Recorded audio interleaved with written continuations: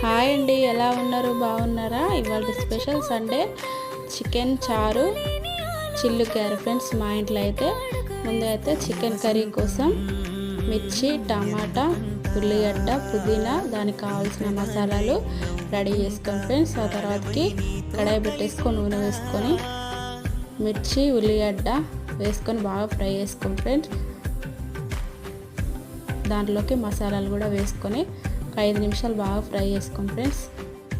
Fry చేసుకున్న తర్వాతకి కొంచెం అల్లం, చికెన్ కూడా వేసేసుకొని ఒక 10-15 నిమిషాలు బాగా ఫ్రై చేసుకోండి ఫ్రెండ్స్. మూత పెట్టేసుకొని మనం గ్రేవీ కోసం 2 టమాటాలు అయితే నేనైతే వేసుకున్నా ఫ్రెండ్స్. సూపర్గా వస్తుంది. టమాటాలు ఇలా ట్రై చేయండి ఫ్రెండ్స్, సూపర్గా వచ్చింది చికెన్ చార్వా. కొంచెం ఉప్పు మగ్గడానికి ఉప్పు వేసుకొని మూత పెట్టేసుకొని ఒక 10 నిమిషాలు